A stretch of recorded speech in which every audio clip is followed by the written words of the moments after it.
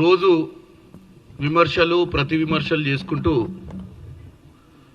ప్రతిరోజు 10 సంవత్సరాల పాలనపై మేము, మా సంవత్సర పాలనపై వాళ్ళు, మధ్యన బీజేపీ నాయకులు, రాజకీయాలు ఎన్నికల తర్వాత ఎన్నికల సమయంలో ఏదైతే రాజకీయాలు చేస్తున్నారో, ఏదైతే రాజకీయ విమర్శలు చేసుకుంటామో, గత సంవత్సరాల పాలనలో ప్రభుత్వం వచ్చిన తర్వాత కూడా తెలంగాణ ప్రభుత్వం ఏదైతే ఒక్కరోజు కూడా సెలవు తీసుకోకుండా పనిచేస్తున్నటువంటి కాంగ్రెస్ ముఖ్యమంత్రి అయినా, కాంగ్రెస్ మంత్రుల మీదనైనా బురద జల్లే ప్రయత్నం చేస్తున్నటువంటి బీఆర్ఎస్, అలాగే వాళ్ళకు అప్పుడప్పుడు వంత పాడుతూ వస్తున్నటువంటి బీజేపీలు. ఈరోజు నేను ఆ అంశాల మీదకి బోదలుచుకోలేదు. నిన్నటిదాకా ఈరోజు పొద్దున కూడా కొన్ని ప్రెస్ మీట్లు జరుగుంటాయి, వాళ్ళు కూడా విమర్శిస్తారు. నిన్న కూడా నల్గొండకి వెళ్ళిపోయి నల్గొండలో కూడా ఏదో కేటీఆర్ గారు ప్రయత్నం చేసిర్రు, ఇప్పుడున్న ప్రభుత్వంపై బురద జల్లే ప్రయత్నం చేసిర్రు, రైతులకు ఏదో మెసేజ్ ఇద్దామని పోయారు. కానీ రైతులు ఎవరు అక్కడ పట్టించుకున్నటువంటి పరిస్థితి లేదు. ముఖ్యంగా నేను ఒక పార్లమెంట్ సభ్యునిగా ఈరోజు ఈ ప్రెస్ మీట్ పెట్టడానికి కారణం బడ్జెట్ సమావేశాలు. ఎల్లుండి 31వ తారీఖు నాడు పార్లమెంట్ సమావేశాలు స్టార్ట్ అవుతున్నాయి.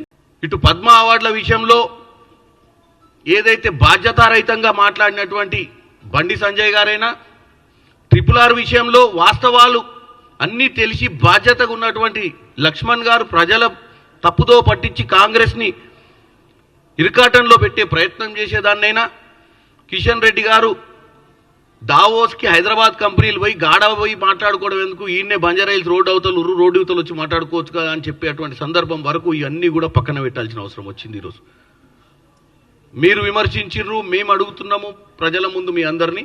కానీ ఈరోజు మనము రేపు సాయంత్రమో ఎల్లుండో అందరం కూడా ఢిల్లీకి పోయే పరిస్థితి ఉంది, పార్లమెంట్ అటెండ్ అయ్యే పరిస్థితి ఉంది. ఈసారైనా మన విభజన హామీల నుంచి మొదలు పెట్టుకుంటుద్దాం. గతంలో అంటే మీరు 8 మంది లేకుండే లోక్సభలో, మేము 8 ఉన్నాం, మీరు 8 ఉన్నారు, ఇద్దరికి సగం బాధ్యత ఉంది. ఈరోజు తెలంగాణ ప్రజలు మన మీద పెట్టి పంపించారు పార్లమెంట్కి.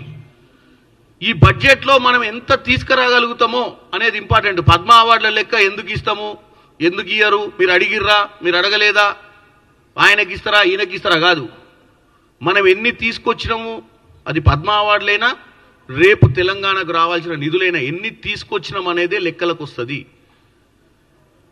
నువ్వు అడగలేదు నేను అడగలేదు నువ్వు అడగలేదని కాదు. ముఖ్యమంత్రి రేవంత్ రెడ్డి గారు ఎన్ని దఫాలుగా ఢిల్లీకి పోయిన విషయాన్ని బీఆర్ఎస్ పార్టీ కేటీఆర్ గారిని అడిగితే చెప్తాడు, వ్యంగ్యంగా చెప్తాడు. ఆయన గొప్పగా చెప్పాడు అన్నిసార్లు ఢిల్లీకి పోయిండు అని.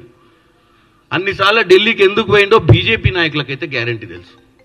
ప్రతిసారి అక్కడ క్యాబినెట్ మినిస్టర్లను రేవంత్ రెడ్డి గారు కలిసి రాష్ట్ర పరిస్థితులను వివరించుకుంటూ, రాష్ట్రంలో ఏం కావాలి రాష్ట్రానికి, ఈగోస్కు పోకుండా మేము కాంగ్రెస్ వాళ్ళు బీజేపీ మేము పోయి వాళ్ళని కలవడం ఏంది అని గత ముఖ్యమంత్రి మాదిరిగా నియంత పోకడ పోకుండా, ప్రజాస్వామ్యంలో ప్రజలు గెలిపించిన తర్వాత రాజకీయాలు అనేది ఎన్నికల వరకే, ఎన్నికలైనాక ప్రజా సమస్యల కోసము మనం ఎంత దిగైనా కానీ పనిచేయాలి, ప్రజలకు మనం అకౌంటబుల్ అని చెప్పి మా ముఖ్యమంత్రి రేవంత్ రెడ్డి గారు ఎన్నో వేదికల మీద ఈ విషయాన్ని తెలియజేసిర్రు.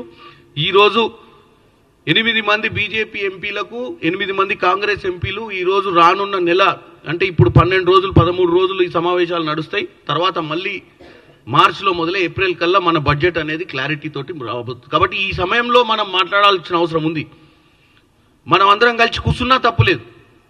మనం అందరం కూర్చొని స్టేట్ గవర్నమెంట్లో ఉన్నటువంటి ప్రిన్సిపల్ సెక్రటరీలను, ఇక్కడ ఉన్నటువంటి చీఫ్ సెక్రటరీ గారిని అందరినీ సంప్రదించి మనకేం అవసరం మన రాష్ట్రానికి అనేది బీజేపీ వాళ్ళు కూడా ఈరోజు కలెక్టివ్గా కాంగ్రెస్ పార్టీ ఇక్కడ అధికారంలో ఉందనేది మర్చిపోయి మన రాష్ట్రానికి ఏం చేస్తే బాగుంటుందన్న ఒక ఆలోచనతో ఢిల్లీకి పోయి పనిచేయాల్సిన అవసరం ఉందని తెలియజేస్తున్నా.